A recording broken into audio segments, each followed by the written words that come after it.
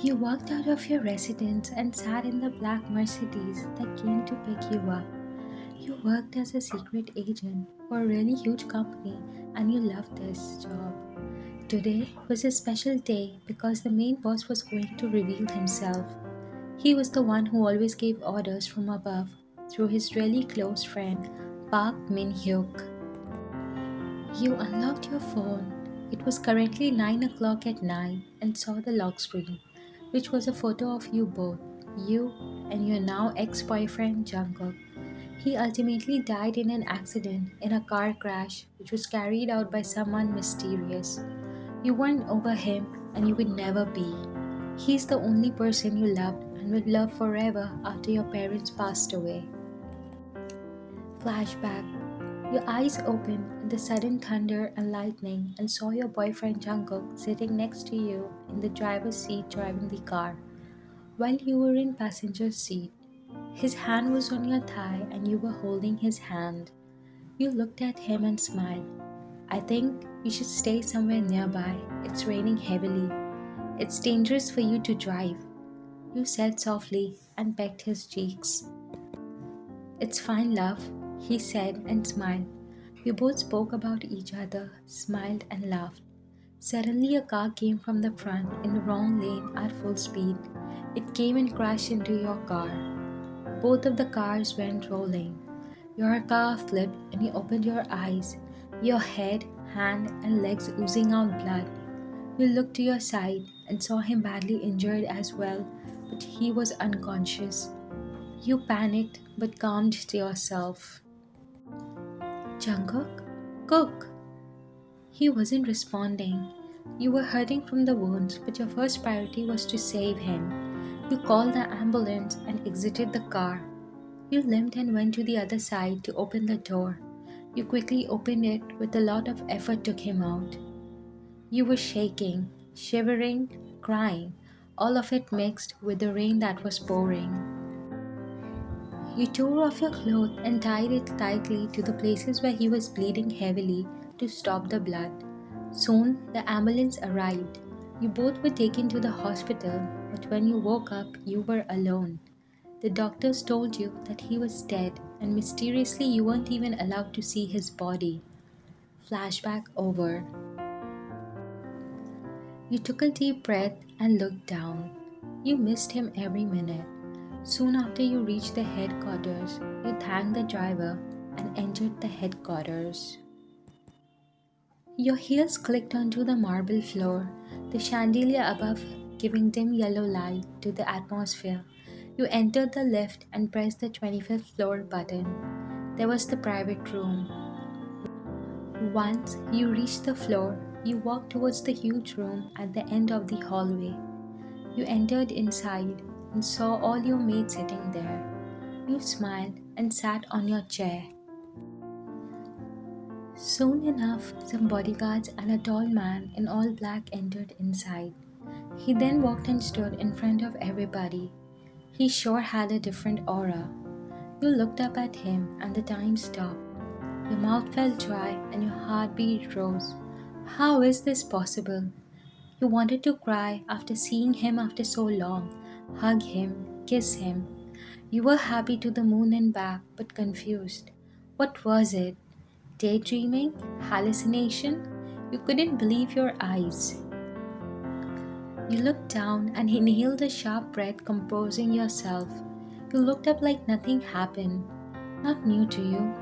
You know how to control your emotions. After all that has happened in your life. Everybody was shocked that it was the first time he revealed himself. He is handsome as fuck. What do you expect? Everyone bowed at him and you did too. You just stared at him and saw him looking at you. Please have your seats and enjoy the food, he said with a deep voice. Oh, how much you were dying to hear this voice. You avoided making eye contact with him by any chance. You didn't eat anything, you just stared at the food. Your mind was too muddled up. Everyone ate, laughed, enjoyed, and left soon. You walked out too and sprinted towards the restroom. You felt like you could control it, but you let it out. The tears streamed down continuously. You put your palm over your mouth to stop from creating a sound. How? How is it possible? Once you calmed down, you walked out of the restroom and saw Jungkook standing. What are you doing here, sir? You asked when you just wanted to run to him and hug him. The whole headquarters was empty. It seemed everyone went home. You don't need to pretend to be strong now, love, he said. You immediately broke down and hugged him. He hugged you back and brought you more closer, patting your head.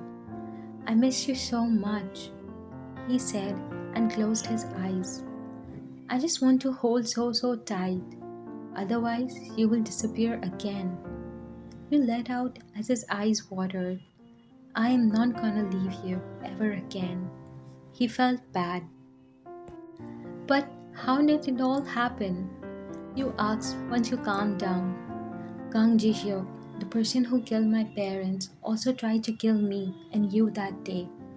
After you took me to the hospital, Minhyu came to me and we started plotting revenge because we knew we needed to do it as soon as possible.